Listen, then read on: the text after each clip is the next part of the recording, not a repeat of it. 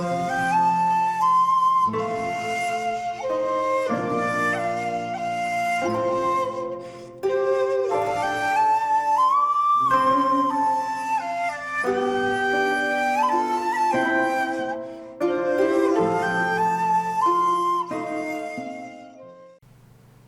there, this is Solitary Ronin from Solitary Ronin Films, and welcome to part 1 of my Rainer Werner Fassbinder season. We're going to go back to 1969 for his first feature. We talk about Love is Colder Than Death,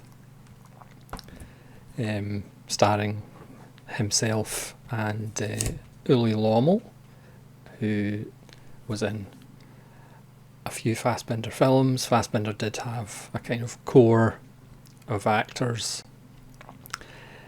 Now, I've been talking about doing this season for a while, but I finally got around to starting it. Fassbinder was pretty much Takashi Miike as far as output before Takashi Miike, and considering he only died when he was 34 and he had made over 40 films, that's even more prolific than Takashi Miike or Miike Takashi. So you can imagine how many films Fassbinder would have made if he had made it to even 50. It's just mind-boggling. Obviously did theatre as well, TV shows, films.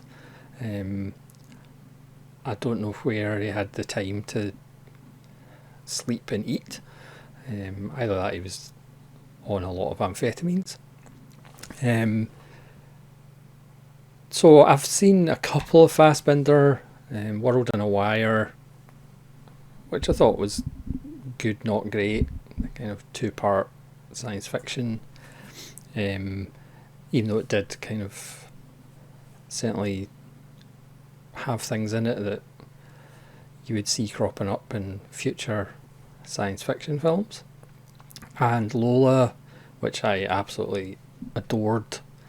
I did a random review of that some time ago, but I'm going to work through as many of his films as I can. This one comes from the Fassbinder Volume 1 by Arrow, so I have all 3 volumes of that, and I have quite a lot of standalone releases either on DVD or Blu-ray. He is a filmmaker that a large chunk of his filmography is actually available on physical media, unlike somebody like Saijit Ray that I've done a series on, and Claude Chabrol, who is mostly DVD but not as much Blu-ray as Fassbinder. So that's good. There's a lot of his films available on Blu-ray, because he was like a force of nature. But we'll see how we get on.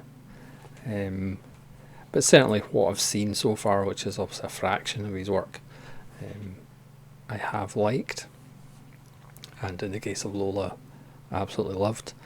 So as I said, Love is Colder Than Death, which is a fantastic title. I also believe there's a band called this, which is no surprise because it is a wonderful title. It's pretty much a three-hander between Fassbinder, Uli Lommel, and a woman that I can't remember her name. But again, she's a Fassbinder regular as well. So Fassbinder plays a kind of low-level pimp, and the film starts with this bizarre kind of interview process where the crime organisation is pretty much trying to recruit the guys that are independent to kind of join their syndicate, and Fassbinder's character doesn't want to, and they kind of beat them up, give them rugs to sleep on, and ask them again and beat them up if they say no. At this point, he meets Uli Lommel's character, who is in the same situation, and he is doing his best Jeff from the Samurai impersonation, Alain Delon. And they kind of form a bond, and Fassbinder's character says, you know, if you're ever in Munich, you can try and find me. You can join my organisation, even though there's not that much of an organisation. So eventually they kind of get together, and Fassbinder is kind of hiding because there's this Turkish guy whose brother was killed, who's a rival pimp, and his brother seems to think that Fassbinder was involved. And then Uli Lomo suggests, well, why don't you kill him before he kills you, and then that'll solve your problem, whether you killed the brother or not. But again, in this film, plot isn't really that important. This is Fassbinder, obviously influenced by the Nouvelle Vague, but not as perhaps showy as some of the Nouvelle Vague, as far as quick cutting and things like that. There's a lot of static camera. It's fairly economic. It does have camera moves. For example, when a police officer's interrogating Fassbinder, Fassbinder is static in the middle of the shot, but the camera follows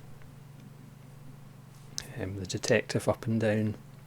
So it's not as showy as far as jump cuts and all of that. But you can tell Fassbinder has an eye for composition, and a use of space, and the use of music and silence is very impressive. The locations are on point. I'm guessing Jim Jarmusch and Aki Kaurismäki saw this film, because there's a lot in their kind of future output that seems to be influenced by this. You could argue Brunel maybe saw it, because there's the three characters walking down a road is very suggestive of The Discreet Charm of the Bourgeoisie, which was made later. So you could argue this is Fassbinder trying to, or say thank you to his influences, but trying to find his way. There's a lot of it you can kind of tell it's a debut feature film. You could say he's trying a bit too hard at times. But again, one of the reasons that I do these director series is because I'm fascinated by the arc. It's the same with bands and music. I like to collect the whole output and then see that arc, because some bands, some directors start off with an absolute bang, but then they're kind of haunted for the rest of their career trying to, you know, equal that amazing debut.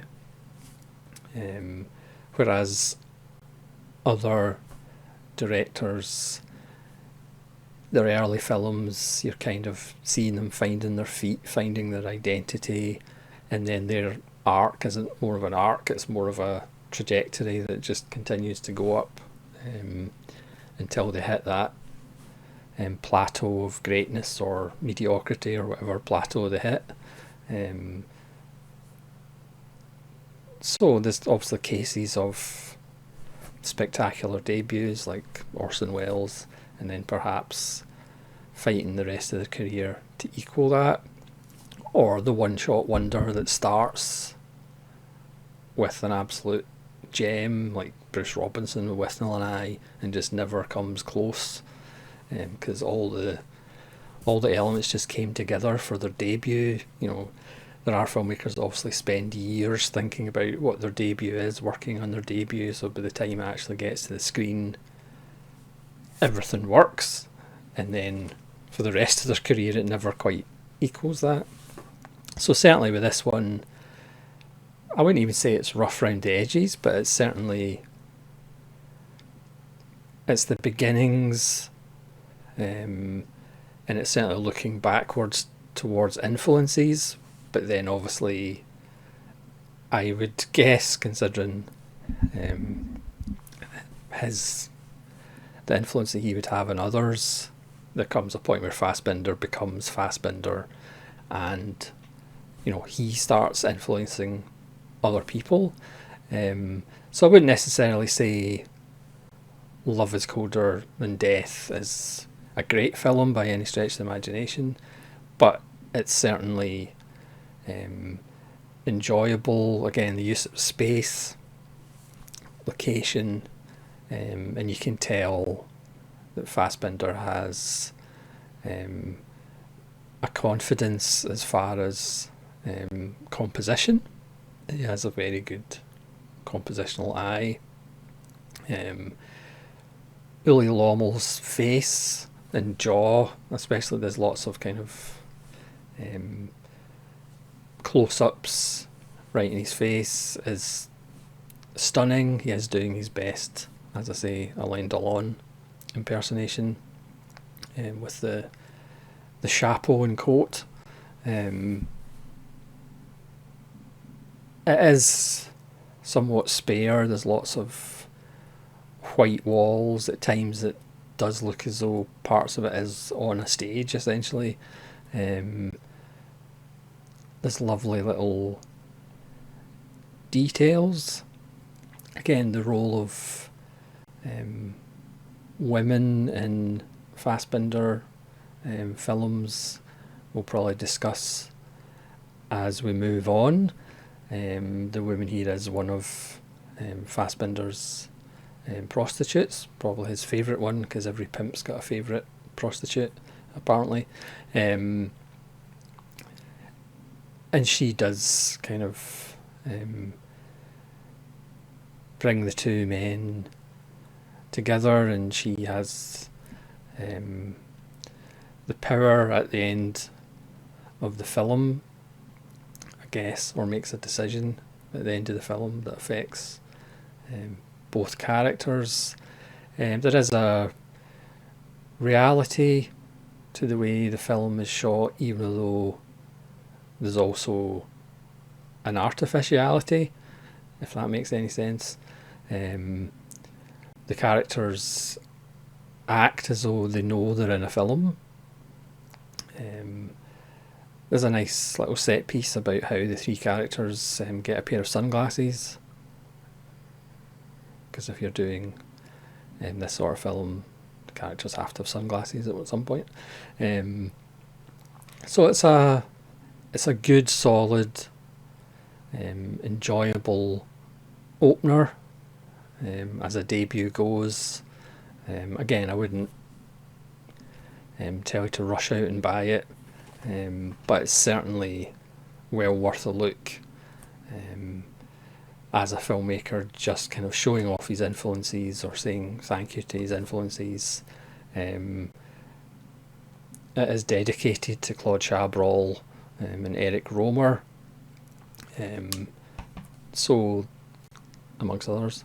So you can definitely see this as Fassbinder saying, here's my influences, but obviously at some point it's like, I am now the influence, but we'll see how long that kind of takes to appear. I would say these Fassbinder sets, the original pressings have the big book, but I think they have re-released them cheaper with the films and obviously the extras as well, but you just don't get the books. There is a smaller, cheaper version being released, I'm pretty sure. But I will be going through these. I'll be going through these films in chronological order. There are a couple of his shorts before he made Love is Colder Than Death. They won't be included in this series, but I will watch them offline, as the kids might say. So thanks very much for watching episode 1 of my Fassbinder season.